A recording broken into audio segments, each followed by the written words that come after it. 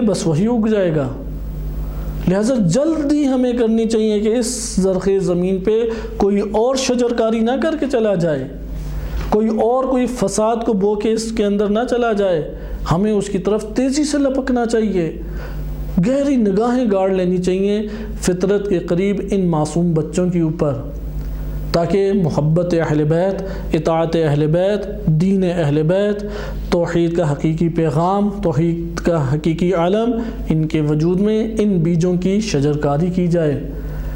جب یہی بچے جوان ہوں، امن و امان کا سبب بنے، فتنہ فساد کو ختم کرنے کا سبب بنے، طاغوت کو بھگانے کا سبب بنے، ظلمتوں کو ختم کرنے کا سبب بنے۔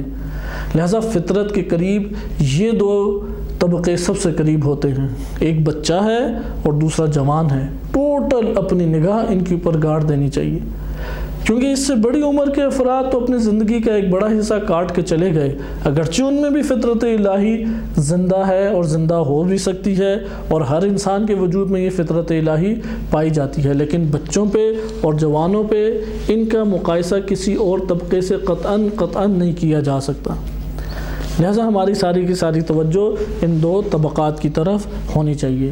یہ ہمارے پاس چند اہداف تھے کہ جو قرآن کریم کی آیات کے ذیل میں ہمارے پاس آتے ہیں، اگرچہ اور بھی آیات ہیں اور بھی اہداف ذیلی طور پہ نکل سکتے ہیں، لیکن وہ ان 8-10 اہداف کے ذیل میں ہی آ جائیں گے۔ بنیادی اہداف انسانیت کے یہی ہیں، امن و امان لانے کے یہی ہیں، اور نورانیت لانے کے یہی ہیں۔ اور دین فطری اگر ایجاد ہو جائے تو یہ بذات خود ایک نور ہے۔ اگر یہ دین فطری موجود نہیں ہے، اگر یہ ظلمتوں کا خاتمہ موجود نہیں ہے، وہ معاشرہ میت ہے، میت مردہ ہے، پورا کا پورا معاشرہ، چلتی پھرتی لاشیں ہیں، بس کھایا پیا سوئے جاگے زندگی کے دن گزار دیے۔ اللہ نے حیوان بننے کے لیے تو اس دنیا میں نہیں لایا تھا ہمیں، خدا نے خلق کیے انسان بننے کے لیے۔ کھانا پینا سو کے وقت گزار دینا یہ حیوانیت ہے فقط، لہذا اس حیوانیت سے نکلنا نورانیت ہے۔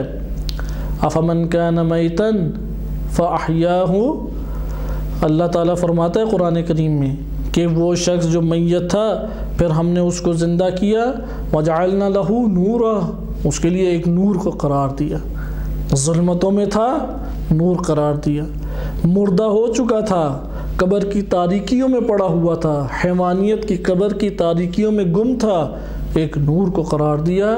وجعلنا لہ نورا یمشی بہ فی الناس، اس نور امامت کے ساتھ، اس نور امامت کے ہمراہ، اپنے امام کے ہمراہ، اپنے امام کے دین کے ہمراہ وہ لوگوں میں چلتا پھرتا ہے۔ یہ اکیلا جگنو کی مانند تاریکی میں چکر کاٹ رہا ہے۔ کتنے ہی ایسے لوگ ہوں گے اس نور سے کسب فیض کریں، اس نور سے کسب نور کریں اور خود نورانی ہو جائیں۔ یہی ہم لوگوں کا بھی وظیفہ ہے کہ سفیر نور بنے، ہم نور لے کے اپنے علاقوں میں جائیں اور وہاں پہ نورانیت کو پھیلائیں۔ ہم لوگ یہ اسی وقت یہ کام انجام دے سکیں گے کہ اپنے کردار پہ توجہ دیں۔ اگرچہ ہم ایک عرصہ دراز بعد اپنے خاندان سے ملیں، گھر والوں سے ملیں، دوست احباب سے ملیں، اگر ہم ماضی ہی جیسے ہیں تو اس کا یہ مطلب ہے کہ کوئی تبدیلی نہیں آئی۔ جیسا یہ 15-20 سال پہلے تھا ابھی بھی ویسا ہی ہے، ویسے ہی کہے لگاتا ہے، ویسی اس کی بھی دلچسپیاں ہیں، ویسی اپنی پرانی زندگی میں لوٹ کے چلا جانا چاہتا ہے، اس میں تو کوئی تبدیلی ہی واقع نہیں ہوئی۔ یعنی دین پڑھا، دین یاد کیا، لیکن اس کے وجود کی ظلمتوں کو ختم نہیں کر سکا۔ اسی طرح کے کہے، اسی طرح کی باتیں، اسی طرح کے رجحانات، انہی طرح سے گناہوں کی طرف توجہ، لاپرواہی، غفلت اور بیکار پن، دین کو ہی ذریعہ بنائے کمانے اور کھانے کا، اس کا مطلب ہے کوئی تبدیلی نہیں آئی۔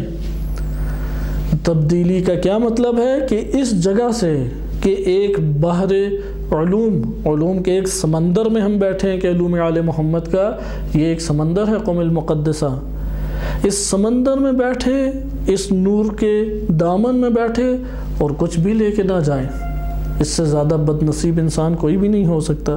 لہذا سب سے پہلے اپنے کردار پہ کریں کام، ہمارا وجود نورانی ہو، عبادات، ریاضات، اذکار، حکمتیں، آداب، کیونکہ یہ جسم کنٹرول سے باہر ہوتا ہے، کبھی کیا حرکت کرتا ہے، کبھی کیا حرکت کرتا ہے، اس کو کنٹرول میں رکھیں، سب دیکھتے ہیں، سب سے نمایاں چیز یہ جسم ہے، کیسے ہاتھ چلا رہا ہے، کیسے پاؤں پھیلائے ہوئے ہیں، کیسے اپنے جسم کو رکھتا ہے، کیسے آگے پیچھے ہوتا ہے، کیا ہاتھوں سے انجام دے رہا ہے۔ مثلا میں اگر ادھر سامنے آپ کے دیکھ رہا ہوں، دید کا دائرہ اتنا نہیں ہے، آپ بھی اس بات کو جانتے ہیں۔ میرے یہاں پہ دیکھنے سے ادھر تک ساری چیزیں نظر آ رہی ہیں، میرے کندھوں کی سیٹ تک ساری چیزیں نظر آ رہی ہیں۔ انسان کو یہ سمجھنا چاہیے، اگر یہ انسان ادھر دیکھ رہا ہے تو اس کی آنکھ کا دائرہ صرف ادھر ہی مرکوز نہیں ہے، اطراف میں بھی ساری چیزیں نظر آ رہی ہیں۔ لہٰذا یہ احساس کرے کہ میں لوگوں کو نور دینے کے لیے آیا ہوں، میں نور پہنچانے آیا ہوں، دین فطرت کو زندہ کرنے آیا ہوں۔ میرے جسم کی ایسی ریاضت ہو کہ جیسے اہل بیت علیہ السلام نے چاہے ویسا میں نے ڈھال لیا ہے۔ ائمہ طاہرین علیہ السلام انتہائی عظیم نمونہ تھے اخلاق اور آداب کا اور کردار کا۔ کردار واحد طریقہ کار ہے، بالکل جگنو کی مانند، کہ اپنے وجود میں وہ نور جلاتا ہے، اور کتنے لوگ اس نور سے استفادہ کرتے ہیں، کتنے لوگ۔ پھر جو متمسک ہو جائے، یہ اب جگنو سے بڑھ کر ہے کہ یہ وہ نور ہدایت ہے، یہ وہ نور فطرت ہے کہ اگر کوئی آ کے اس نور سے جڑے تو اس میں اسی طرح اور اسی شدت کا نور منتقل ہوتا ہے۔ لہذا اگر ہم کردار سے خود نورانی بن جائیں، ایک جگہ پہ کردار کو اپنے اختیار کریں اور کردار کے ذریعے تبلیغ کریں، دعوت کا پیغام پہنچائیں، خود نور بن جائیں، وہاں پہ آپ دیکھیں کتنے لوگ ان ظلمتوں میں اس نور سے فائدہ اٹھائیں گے۔ لہٰذا یہ اہم ترین چیز ہے، علاقوں میں جب بھی ہم جائیں اس پہلو کو مت بھولیں۔ چھوٹی چھوٹی آیات ہیں، چھوٹی چھوٹی روایات ہیں جو اس موضوع کے اوپر حساس طریقے سے بیان کرتی ہیں۔ مثلا مسواک کے بارے میں حکم وارد ہوا ہے، کثرت سے مسواک کرو۔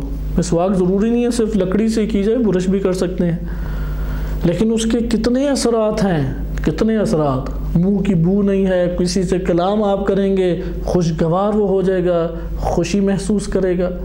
حتیٰ کہ روایت میں وارد ہوا ہے کہ الکافی میں ہے، امالی شیخ صدوق اور دیگر معتبر کتب میں وارد ہوئی ہے کہ افواہکم طرق القرآن، تمہارے یہ منہ قرآن کے راستے ہیں، تم قرآن کی آیت پڑھتے ہو اس منہ سے، اس راستے سے آیت باہر آتی ہے، اس راستے سے آیت دہرائی جاتی ہے، یہ راستے ہیں طرق القرآن۔ فطاہروا، اور بعض جگہ فطیبوها بالسواک، مسواک سے پہلے اسے صاف تو کر کے آؤ راستے کو، پھر ان قرآنی کلمات کو اپنی زبان اور ان منہ کے دہانے میں تم اس کو آباد کرو، اس کو جاری کرو۔ نہیں، سواک کا کس قدر حکم ہے۔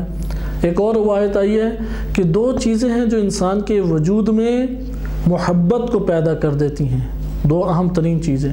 ایک ہے صناع المعروف و حسن البشر، کہ ظاہری طور پہ آپ کے بدن کا خوبصورت ہونا اور نیکی کا کرنا، یہ دونوں یکسبان المحبہ، محبت کو کسب کرتی ہیں، وَيُدْخِلَانِ الْجَنَّةَ، اور یہ دونوں انسان کو جنت میں داخل کر دیتی ہیں۔ لہذا علماء کرام خصوصیت سے اس کا اہتمام کرتے تھے۔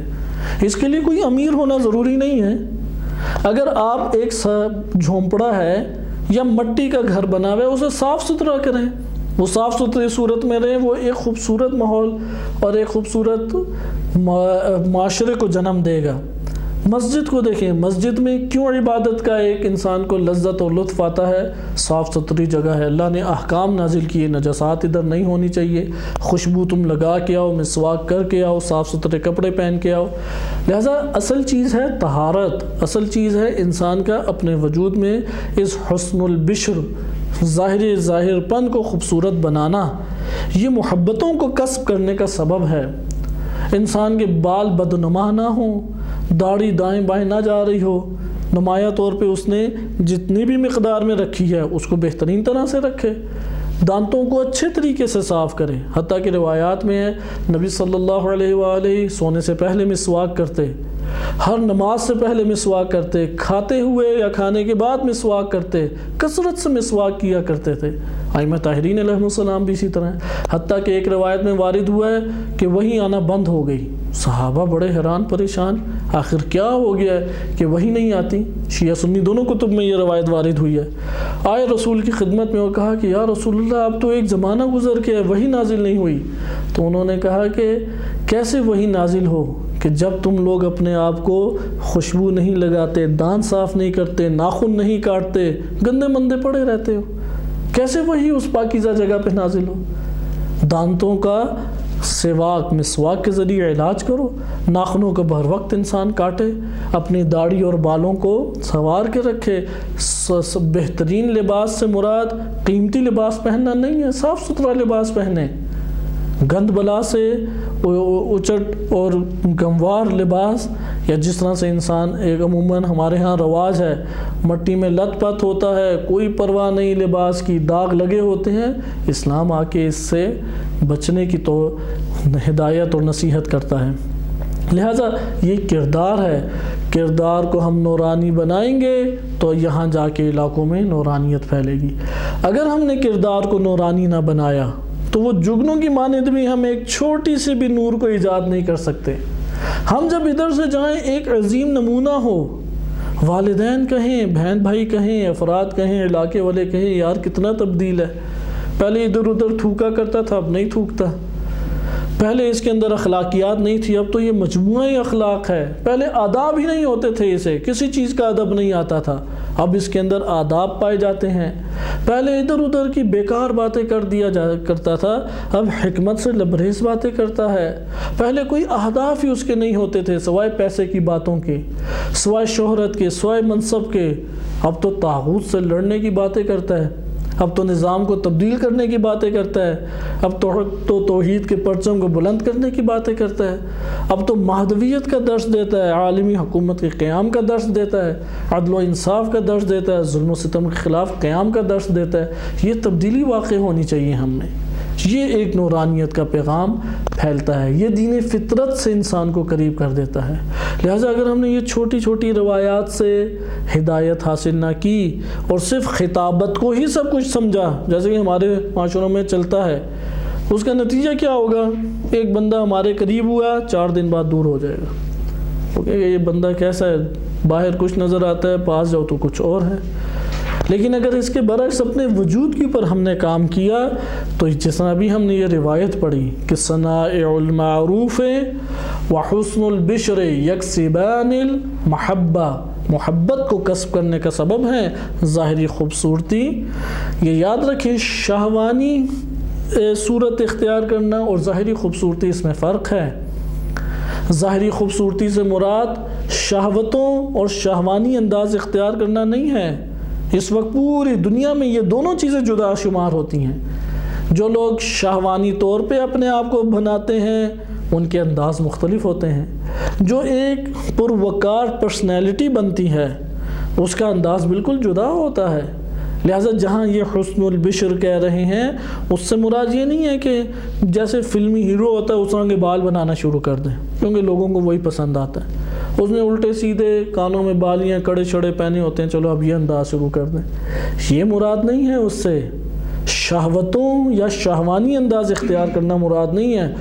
ہیرو نے ادھر تک بازو پہنے ہوتے ہیں، ہم بھی باڈی تھوڑی بڑی کر کے ٹی شرٹ پہننا شروع کر دیں اور پھر روایت سے استدلال کریں حسن البشر، ادھر حکم دیا گیا۔